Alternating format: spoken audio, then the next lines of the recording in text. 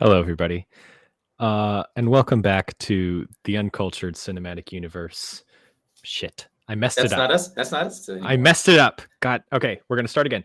Hello, everyone, and welcome back to Uncultured Universe. There it is. We are the podcast where two friends show each other movies, shows, and anything else that they need to see outside of movies or shows, hear, or experience in order to get a little more cultured. Just a little bit, you know? I'm your host, Joe. I'm sorry for that confusing introduction. And I'm joined as always by the uncultured Justin. Today, it's time to dance your own way with your own steps at the Pan Pacific Grand Prix. It's the dazzling 1992 Strictly Ballroom. Justin, take it. Take it away. let's hear it for Joe, everybody. Trying his pretty hardest. Wow, I can't wait to see how many times we try to do an Australian accent and fail miserably. I immediately took off with that one and realized this is leaning British, and then I stopped. Australian is British, but like drunker, Oh, a little lazier. I don't know if we can say all of this. Let's not immediately jump into being racist to Australians. I was about to say, how many Australians are we going to piss off? Who knows? I don't know. I don't know how many listeners we get there. But Joe, this movie was a lot of fun. Yeah. Let me just kind of set the stakes here. Set the mood. It is February of 2024, correct? Mm-hmm. I have completely lost track of what date it is. What era we're in, yeah.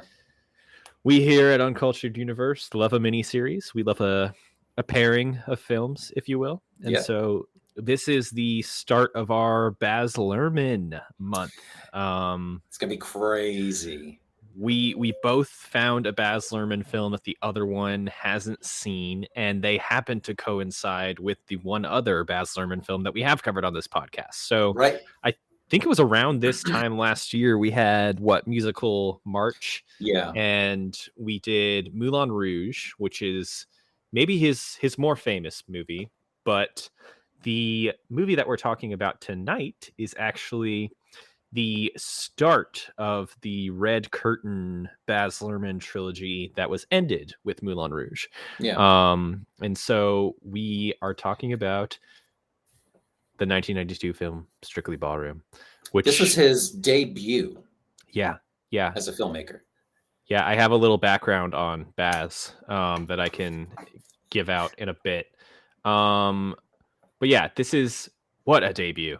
What a dazzle, baby. Swung so hard for his debut. I can definitely see flavors, profiles, and things like that he's sprinkling, that he's trying out, that ultimately pay off in more of his more well-known films like Romeo and Juliet and Moulin Rouge.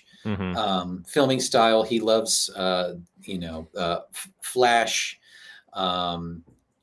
Not afraid to lean into the silly, lean into the ridiculous camera angles, like way too close and tight and personal. But I had a ball with this one. Hey. Ballroom dance. Yeah, give me your first impressions here. What did you know about Strictly Ballroom going into it? I knew goose egg. You mentioned I knew nothing. You brought this up in our, like you said, in our musical March series that we did last year in 2023, and you said how Moulin Rouge was related or preceded by Strictly Ballroom. And I was like, what even is that movie? I like visuals. Nothing sparked anything in my brain. This wasn't even a blip on my radar. So I went into this completely blind. The only thing I knew was what you told me last March, was that like it was kind of like like a mockumentary kind of thing, and it's about ballroom dancing in Australia, and that was it. And that's all I had. So for some reason I remembered it as being more mockumentary than it actually is. It's If you like the watch 5 minutes. they basically use that motif to like introduce characters where they're kind of like looking directly at the screen and they have like, you know, their name on it, and then it's done.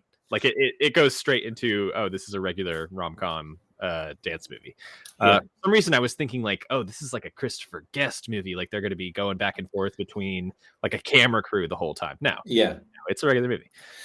Which is kind of weird because I was like, wait, what happened to the camera crew that they were talking to? It was just in the first opening It's all in their sequence, heads, baby. and then it was gone. And I'm actually kind of glad it didn't lean more into that because I actually liked the story. Mm-hmm. And I think it could have been like undercut and not feel as earnest, as sweet as it could have been if it was, you know, cutting back and forth between like, well, can you believe she said that? Or, you know, some of those talking head pieces wouldn't have jibed with me. God, Uh, if we had some sort of like graphics department, I would really want like a scoreboard down in the corner of the screen where it's like a Justin little, tries an Australian accent, Joe tries an Australian accent. just a koala, just like scratching, just like a, He's like climbing up or down a tree based on yeah, like how well we do it. uh-huh. The Yeah. koala wants the eucalyptus, feed him. Feed him or he'll die. Yeah, this is Strictly Ballroom was very much kind of like a library movie in our house. I've mentioned before that we were very much library children growing up. We didn't Mhm. have like cable or like TV channels really. We didn't have like satellite or anything, so we just watched like a shit ton of DVDs. Sure. And this was one of them. It's again, it's like a style of comedy that can feel very Christopher Guest, but it's the earnestness of the movie that I think makes it very Baz as well. Yeah. Everyone's kind of wearing their emotions on their sleeves, and it's reflected in what you were saying about like the film angles too. Like this movie's not afraid to get like up close and personal with someone's like fucking pores, you know. Yeah, it's like the announcer guy or It's whatever the of teeth. the T. Oh man, it's like right up in there. It's the announcer guy of like the competition or whatever, Mhm. and only he is like super close up. Everyone else is just pulled far away in normal camera shots. Anytime they cut to him, it's just right up in there in his fucking face. It's just It's wild. incredibly stylized. It's these. I had a list of like what kind of makes a Luhrmann film, what we think of when we think of a Luhrmann film, and Yeah, how this movie, as his directorial debut, sets those precedents early on. And what I was thinking through is like, obviously, this is a movie filled with color. It's filled with sparkle. It's filled with incredible costumes and over the top characters. It has a damn soundtrack. Um, the Time After Time cover that's kind of at the center of this movie was actually sung by the main romantic lead in this, the shut woman. up. Yeah, Really? yeah. How about that, Wow. Fran? Fran, love Fran. It's about romance. It's about forbidden love. It's a camera with a personality. Is the way Yeah. I think about it. Like you see it a lot more in Moulin Rouge, which we covered. Is like the camera is almost like flipping around with a sound effect at some points. Yes, we'll talk about the sound effects that Baz Luhrmann loves to do. It's the old like kung fu television show Yeah. sounds of just a. It's a swipe. It's a there's always like a touch of magical realism too. Yeah. Like there's insane stuff that happens just kind of on the edge of Mhm. this movie in particular. But it works honestly. With this movie that has so much physicality, of Mhm. course it's going to make sense. And I don't remember there being as much of those swipey sound effects in Moulin Rouge. There is, but I Oh, don't there's a think there shit ton. but I don't think there was as much as this one. But even still, when we see our next film in the series, there's a bunch there too.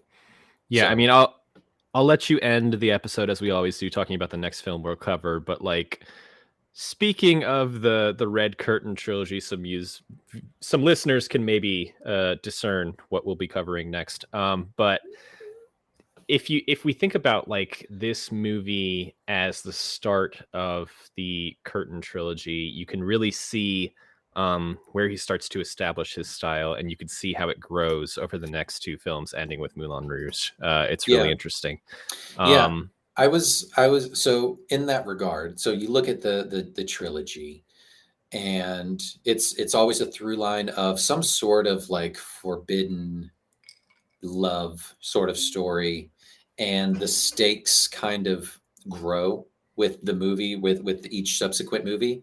This one, the mhm. stakes are super low. It's just like a local suburban area of Australia. I don't know where they are, A but local. We're talking about the Pan Pacific Grand Prix. damn you. These are the championships. But like the surrounding, I'll talk about that in a second. But like the stakes are very low, right? It's just like I also it's have no idea where they are in Australia. That was actually one of my questions. right. I know. But it's not too crazy of like their forbidden love. It's just like, oh, you shouldn't dance with her. She's an amateur, and he's just like, whatever. I'm going to dance with her anyway. The next movie that we go to, the stakes are much higher. It is way more forbidden. It is, some would say, it is the story of forbidden love. And then Moulin Rouge, of course, is forbidden as well. But then you throw in some tuberculosis and some other slapsticky stuff. He descends into death pretty quickly. And that's what I was, honestly, that's kind of what I was expecting. I was like, when are we going to get Bazed? When is he going to Baz us? Like, Oh, you thought this movie would end up end in being like tragedy? tragic? Yeah, Oh, I thought Barry or someone was going to come in and kill fuck, what's his name? Scott. Scott. No, I thought he was going to come in and kill him. Or something like that, or something tragic was going to happen with her, with being living in the backyard of a fucking train yard, you know. Yeah. So I thought it was going to end in tragedy, and I Yeah. was waiting for it. I was bracing for it. The two romantic leads are very like in love and like self-serious in this movie, but I think the remaining cast is so zany around them that it can't help but really be more of like a light beat rom-com, more upbeat rom-com. Right. Whereas the other two films in his trilogy are more tragedy, drama, romantic tragedies. And we keep saying trilogy. These movies aren't actually related in terms of story. In no way. It's more it's more structure and theme. There was actually a definition I pulled from, I think it was Wikipedia. Luhrmann said that the three films followed a specific style of filmmaking. Each film contains a theater motif that reappears throughout the film. So dance is used in the first film, strictly Ballroom, poetry and language in the second, which we'll talk about, and then song in the third, that'd be Moulin Rouge. So I love it. Yeah, he has a performance. huge theater background, and that's what he's kind of like working through with these movies. And I get it. And this is a hell of a one to start with. Is just like performative, earnest dancing by way of breaking the mold of something that is strictly ballroom. You know, that's in the title. Breaking the mold of that to just like feel what's in your heart and maybe dance a paso doble. You know, It's about breaking away. It's about a new generation taking over and kind of the conflicts that happen between generations as a result of that. yeah. It's also about like immigrants providing fucking culture, even though if we think about Australia, like everyone in this movie is a fucking immigrant, but like Sure. the cooler immigrants in this case providing culture that maybe has been lacking for the rest of society.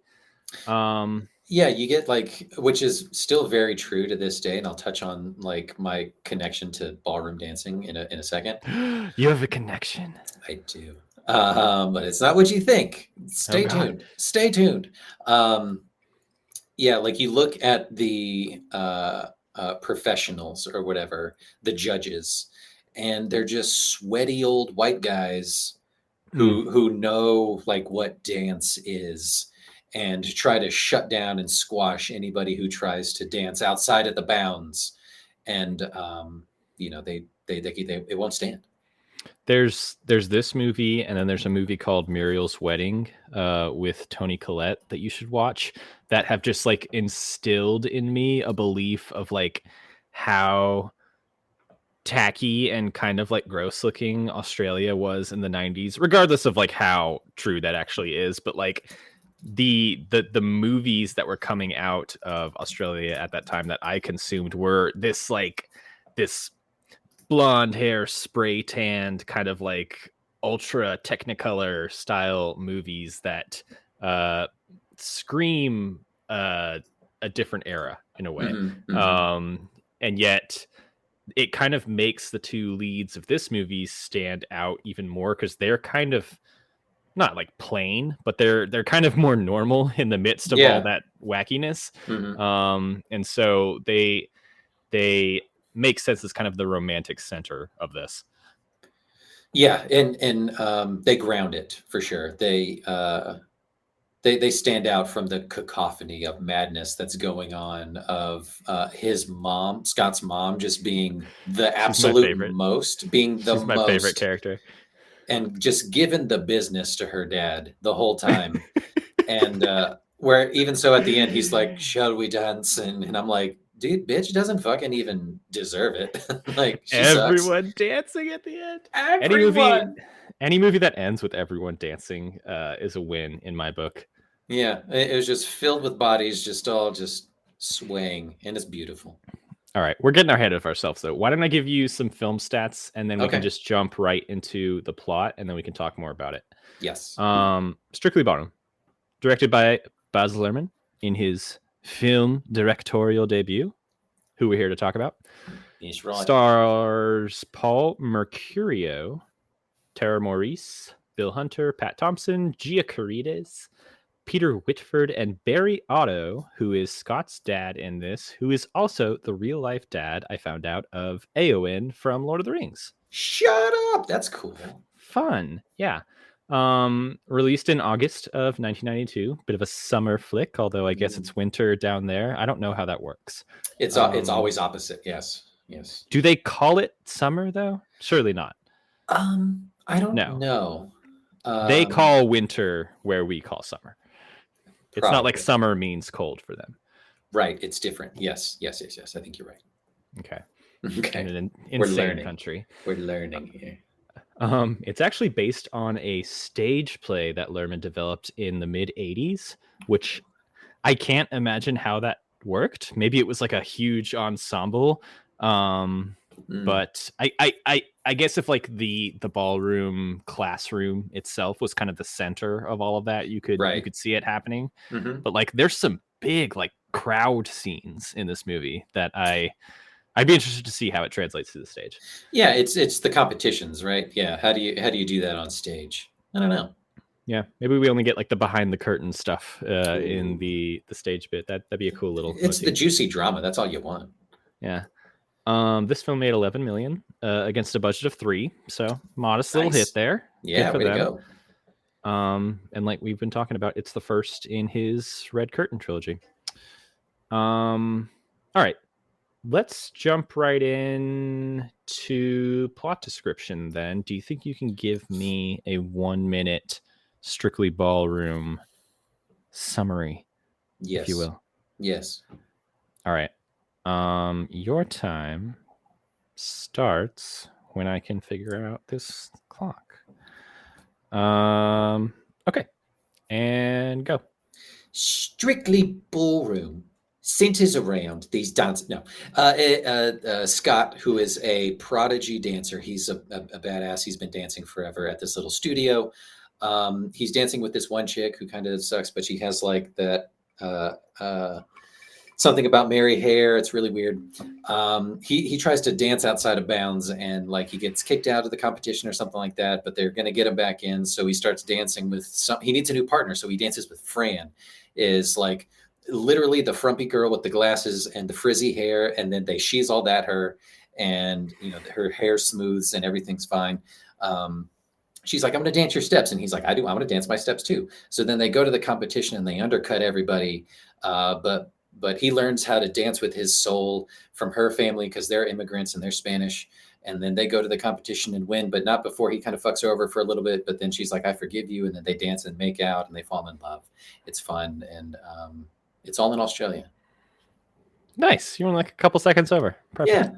Yeah. I think that covers it. Yeah. It is all in Australia. That's a good point to make here. In case there's any question. It's a very Australian movie. Yeah, I think the one thing I remember going into this is like not realizing that Fran. I gotta stop. My cat is trying to get in front of the camera right now. Hang on. He's fine. I just dropped him accidentally. Okay, it's fine. I didn't realize that Fran was the girl from the cover of the DVD. So you watch the movie and she kind of starts out as a background character. They've done some insane stuff to her hair. She's wearing a triple XL shirt over like leggings. And then so for the first maybe 10 minutes, she's kind of comedic relief. You think she's like this kind of nobody in the background while Scott's dealing with his partnership with Giacaritas. And then there's the moment that I love where he's kind of having like a not flash dance. What's the Kevin Bacon dance one? Footloose. Footloose. He's having like his little Footloose moment in front of the mirrors. He thinks he's alone. He looks in the mirror and she's just standing there. And then he asks her how long she's been there, and she goes 2 years, because that's how long she's been at the studio. It's so good. Yeah, I love the way that they played her off first, of just like, oh, she's just like this. She's the stereotypical weird girl. She's who was Catwoman? Like Michelle Pfeiffer?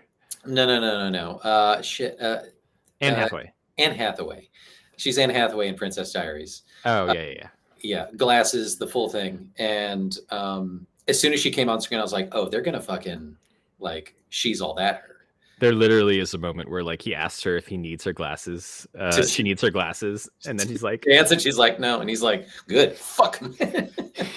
You could dance better without them. Dork. But it's wonderful. They find companionship in the fact that they both have their own steps, as they call it. They both want to break away from like what is strictly considered ballroom and start to kind of like bring some modernity to the ballroom dance world.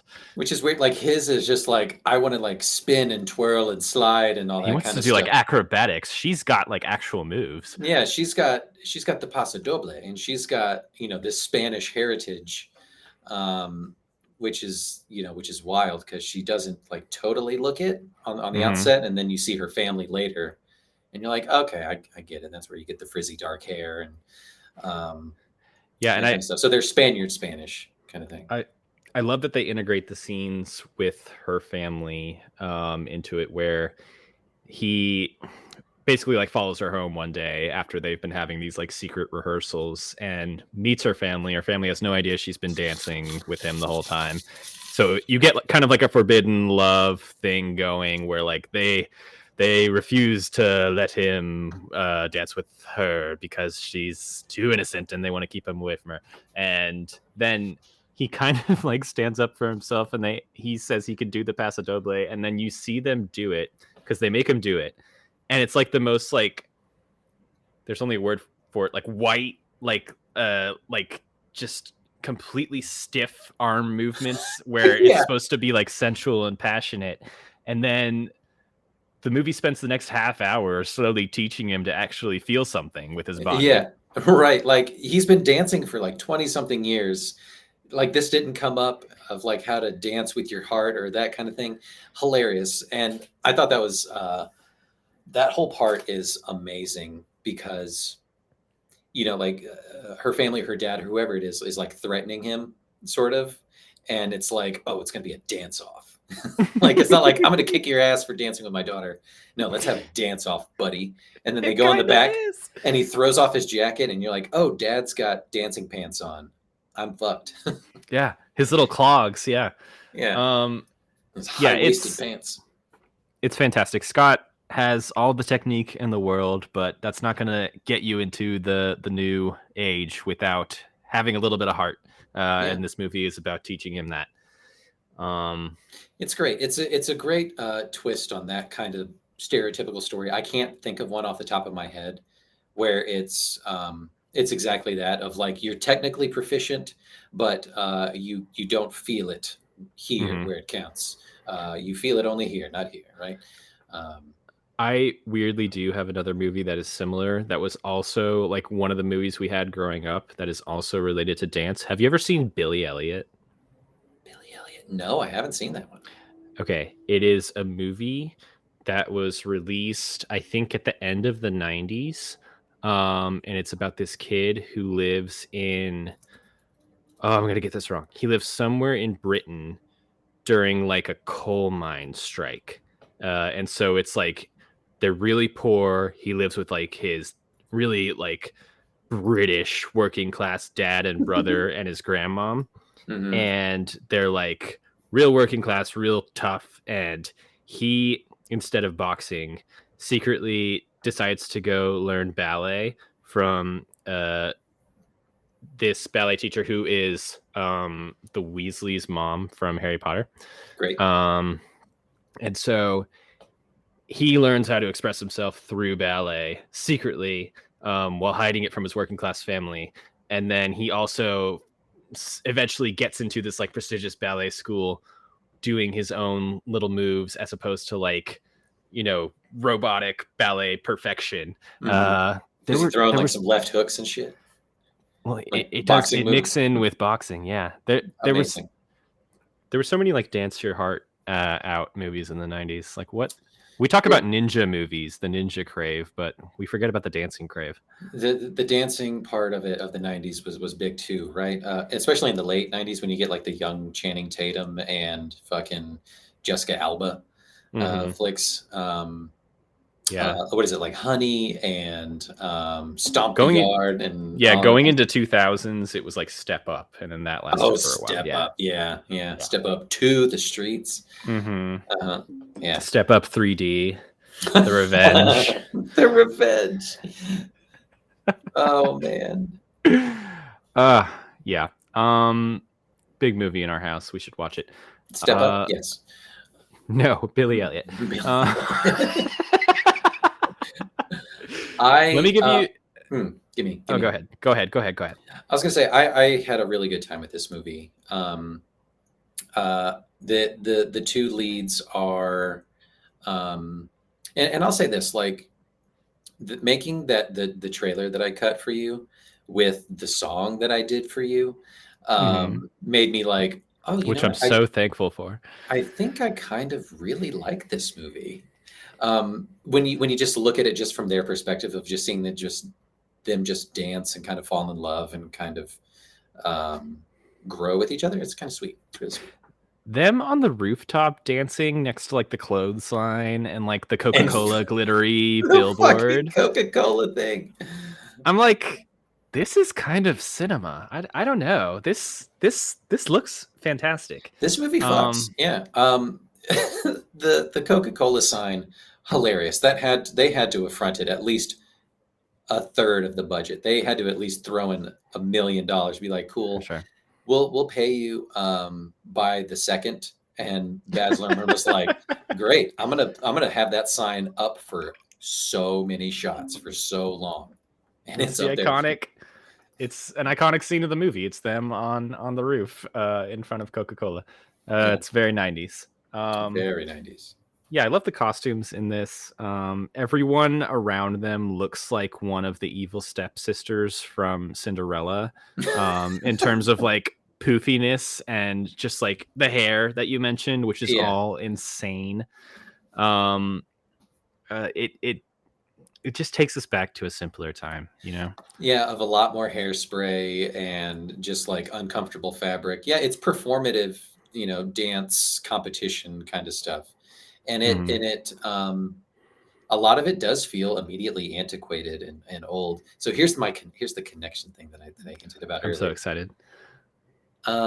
During the pandemic, or maybe prior to, we started watching um, Dancing with the Stars, Mhm.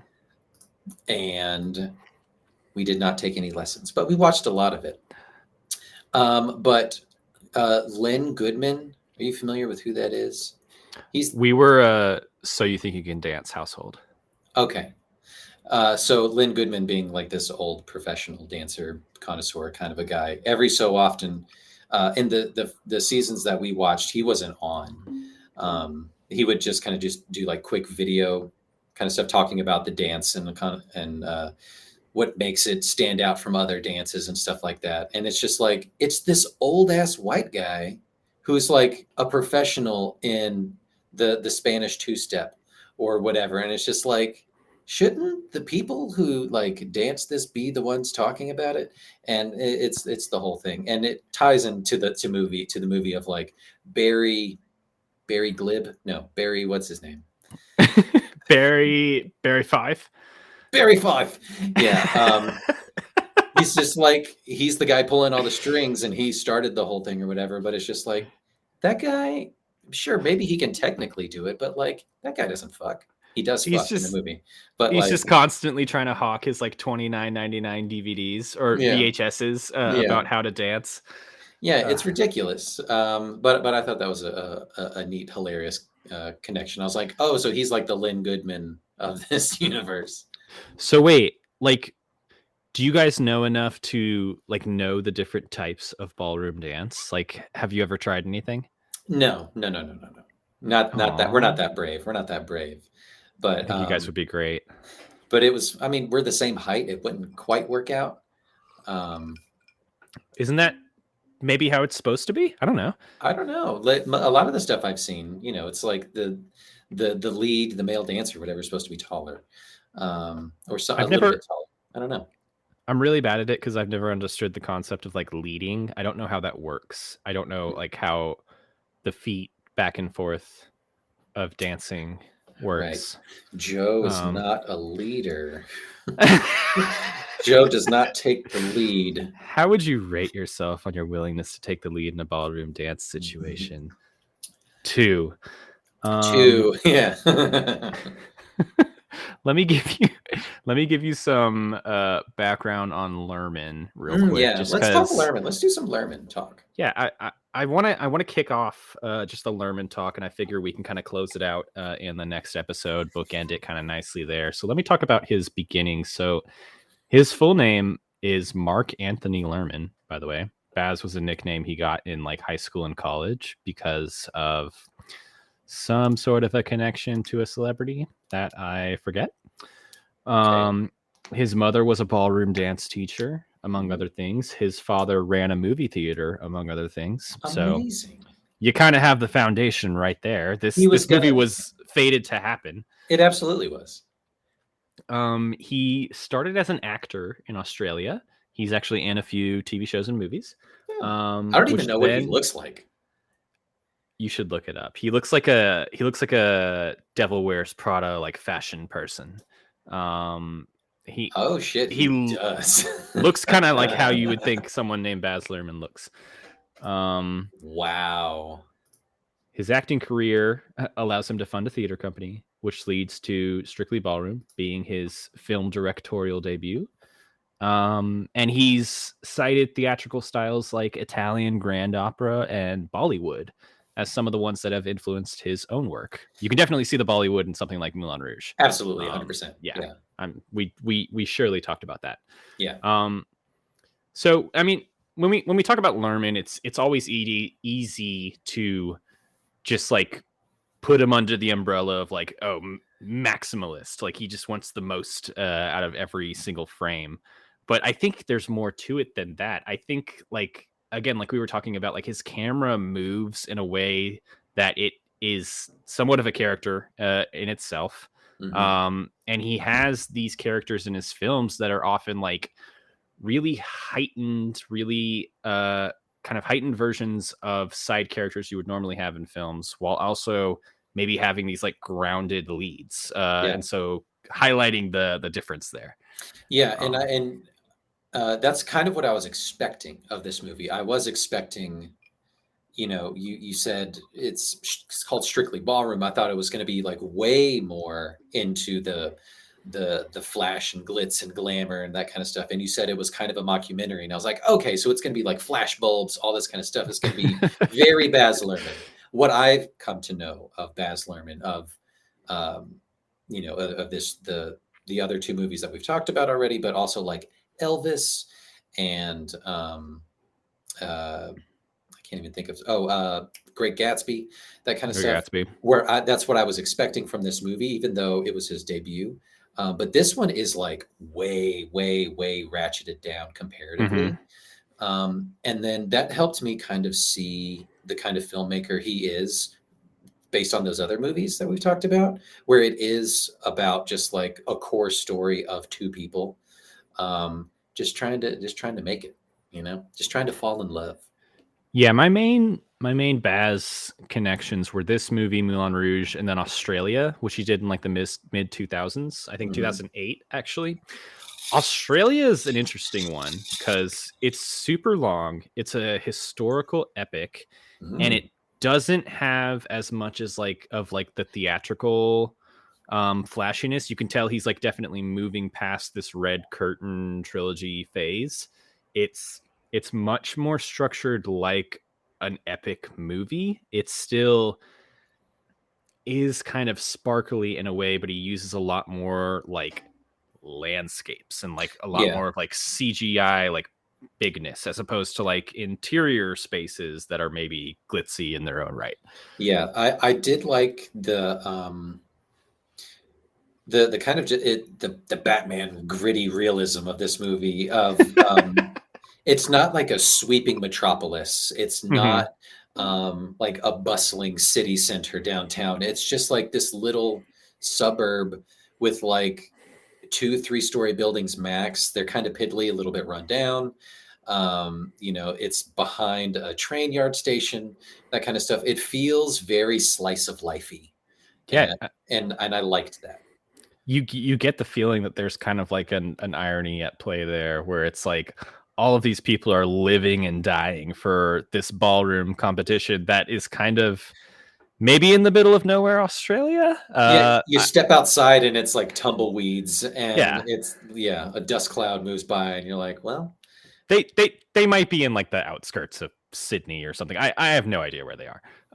You can kind of see like some taller buildings in the background of certain shots, but they're definitely in like suburbia Australia somewhere. Yeah, if they were going to redo this movie, of course they would botch it and not make it what this movie is, which is really honest and centered around the story of the two characters. They would put it in a downtown booming city center, that kind of stuff. It would cheapen it, I think. There has to be kind of like a level of kind of like, tackiness for this to work, right? Because like you get the crazy hair and the ridiculous over the top makeup and outfits and stuff like that. It's the spray tans. Yeah, 100%. I like that you mentioned Elvis. I haven't seen Elvis yet, but I haven't either. If we talk about, you haven't seen Elvis.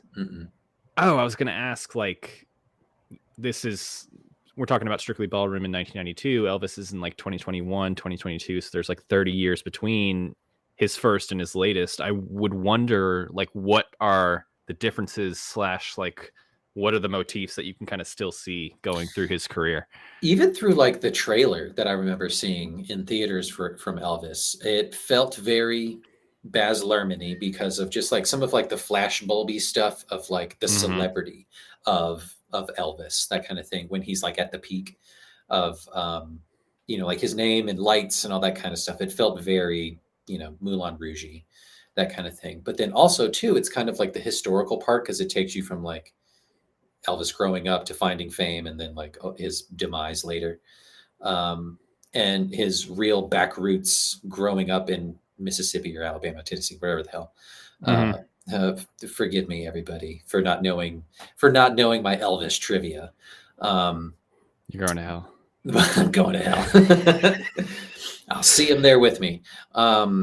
Where like it feels like grimy and like a little dirty, that kind of stuff, a little more honest, true turn of the century America, that kind of stuff. So Yeah, I I mean can kind of see through lines. it puts it in like a, I don't want to put it in a box or anything, but like the evolution of Baz Luhrmann from the 90s into the 21st century really, for me, means like just like wider shots, wider landscapes, just bigger More, spaces that he's yeah, dealing with. Not yeah. necessarily like more things in the shot, but it seemed like he he probably just like had more budget ultimately at the end of the day. Oh yeah, for sure.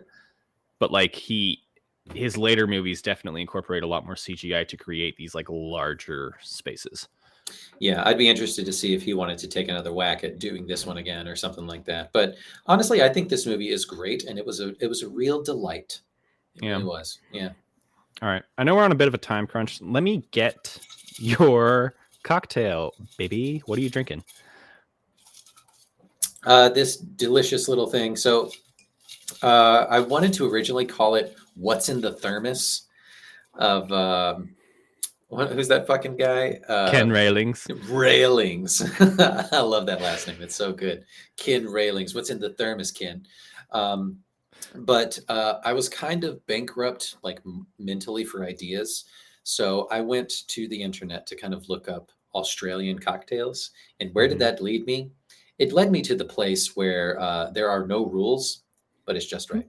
Outback Steakhouse, ladies and gentlemen. So this is a riff on one of their like signature cocktails, but I'm calling this a green pina koala. A green pina koala.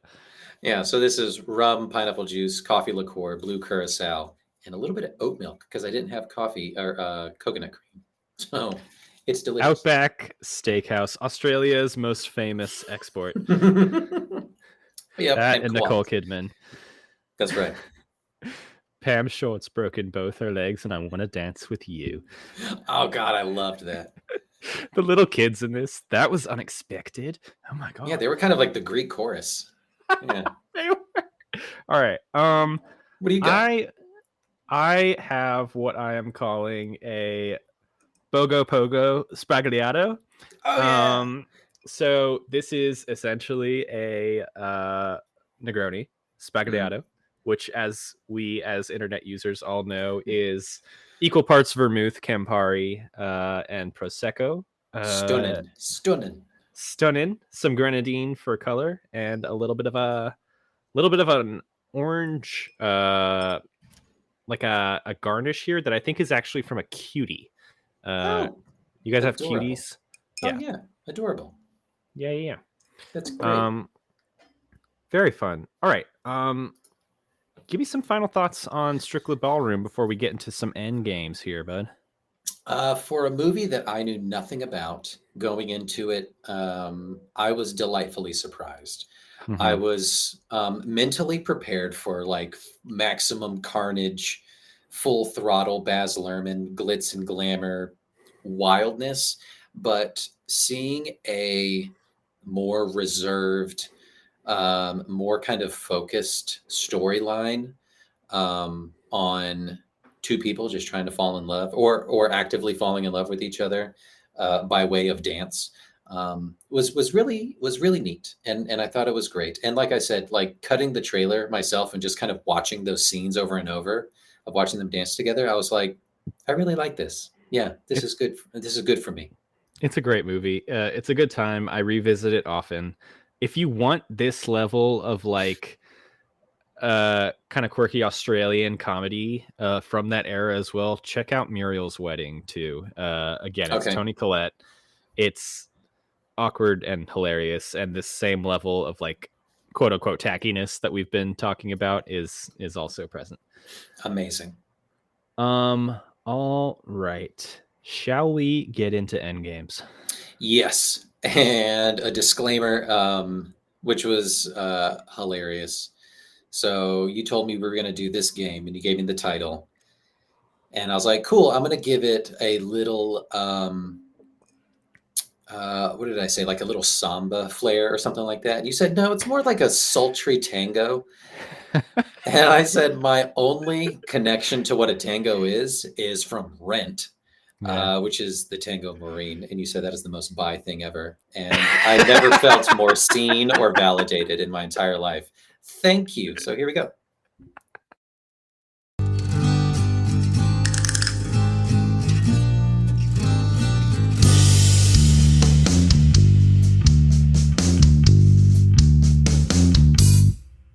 The jukebox jungle, it's a light silly merry-go-round. As you keep you guessing, you're wrong. Your head heat is messy. It'll be different this time. He'll get you choose, because how could you lose with a game where he doesn't keep score? I hope we do not crumble. The jukebox jungle.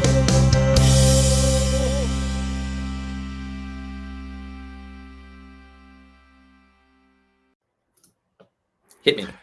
Ah, yes. How could I resist revisiting the game that we played during our Moulin Rouge episode? Welcome to the Jukebox Jungle, the game where you would normally craft your very own jukebox musical, but not tonight. Oh, Because no. tonight we will be playing Jukebox Jungle Dance Edition 2024, as I have shit. named it. Shit. I will be your guide. I will walk you through the beats of your story, and you get to choose what ballroom dance styles should be danced to accompany each moment. I'll give you 3 dance options each time, Okay. and you always have the option to think up your own dance as well. Okay. Here we go, and I think you'll recognize the story because I didn't change it from last time. Got it. Dance scenario number 1. You are a simple peasant boy, can't even read, who longs for a life of adventure outside of this crappy farm. To vent your frustration, you dance by yourself about how much you want to get out and explore the world. Is that dance a lonely cha-cha, a sad little jive, or a surprisingly impressive foxtrot with a tree? Ooh, I'm going to go with neither.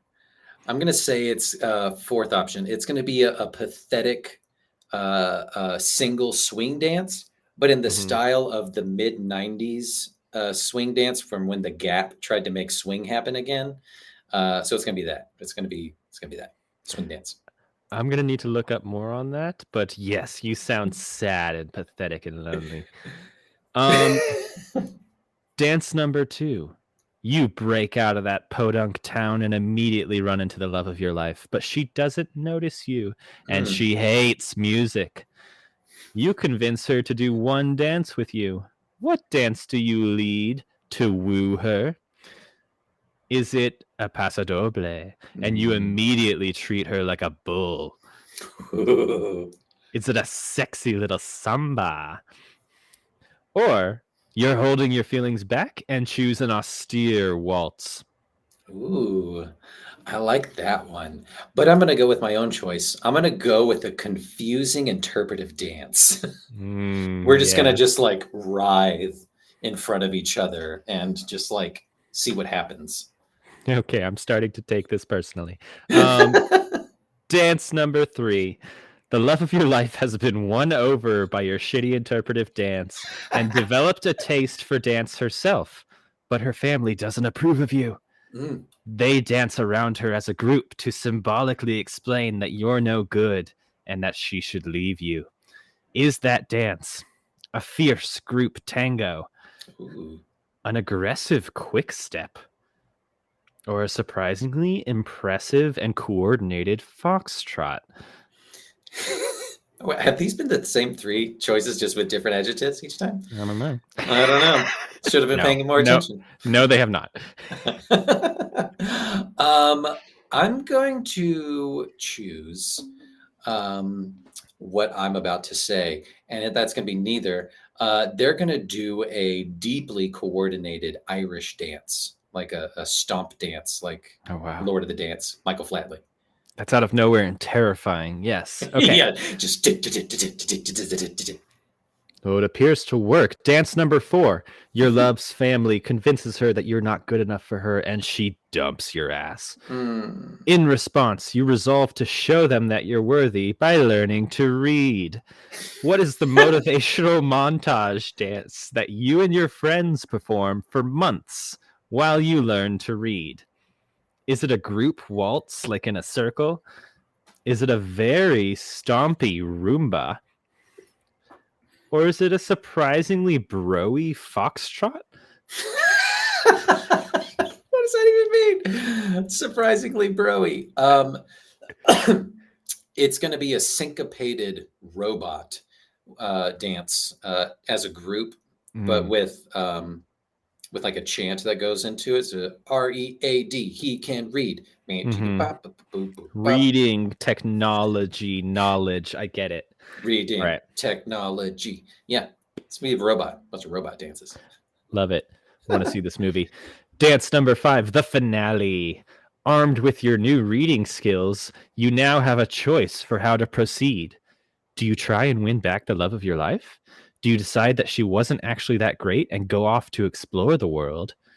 Or do you go back to your farm because you realize maybe it wasn't that bad after all? Either way, the entire town and everyone you've met along the way will be joining in and dancing back up. Your choices are: everyone dances any style they want in the streets while it's raining, or you go find that tree and finish what you started with that foxtrot. We are all going to walk home or dance home together, but the rain is going to hold off, but a dust storm's going to come in. So the only way to clear it up is we all just got to tap dance our way back home. So there's no arm movement. It's just a lot of tapping down the street, and it's very violent and kicking up dust everywhere. Some dorky Kansas ass shit. But we get there. And I give like the tree a side eye of just like, so, but the tree ignores me.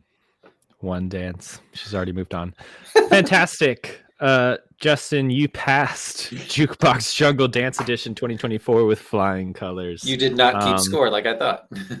And I actually have the movie rights to the story that we just came up with. It'll be releasing in 2025. Directed by Baz Luhrmann. Directed by Baz Luhrmann. It's going to be incredible. Fantastic. All right. Let's close this baby out. Why don't you tell us a little bit about where we're going next episode? As if you couldn't have already figured it out, we're going to do the movie that is smack in the middle of the Red Curtain trilogy. It is going to be Romeo and Juliet, or Romeo plus Juliet. I don't know how you phonetically say it, but it is the Leo DiCaprio, Claire Danes powerhouse performances all around. And you've never seen it, and it blows my mind because it never rules. Seen it. I'm very excited for this. Rules. I saw it the first time I was like 7 or 8, and so it did something. So it's a very cool movie. It's very fun. It fits in with this whole theme of everything that we've talked about of Baz Luhrmann. It's interesting that I don't know what number film Romeo and Juliet is for him, but it's got to be one of his earlier ones because it came out it's his second one. Yeah, This was his directorial debut. So in 92, I didn't know if he did anything else from 92 to 96. Oh, like if he mixed some stuff into the trilogy. No, he did the trilogy all in a row. Okay, I didn't know if he did stuff in between. Okay, but cool. Because holy shit, it is amazing. It's got all the stuff that you'd expect. But that's where we're gonna go to close out February. And it's kind of like a secondary sort of theme of just like love and romance. And that's just that's just where we find Romeo ourselves. and Juliet, a quasi-famous love story. That's right. Among other things that are just in there.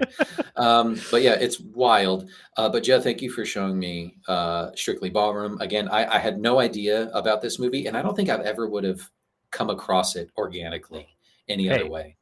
This is why we do this. This This is is what why this we do this. podcast is all about. This is what no one else is doing. Hell yeah. Getting us a little more cultured, and that's what we do. So check us out on the socials at Uncultured Universe, wherever you get it. Spotify, Instagram, TikTok, and YouTube. Check it out. That's where we're at. And we'll catch you guys for the next episode. Bye. Bye.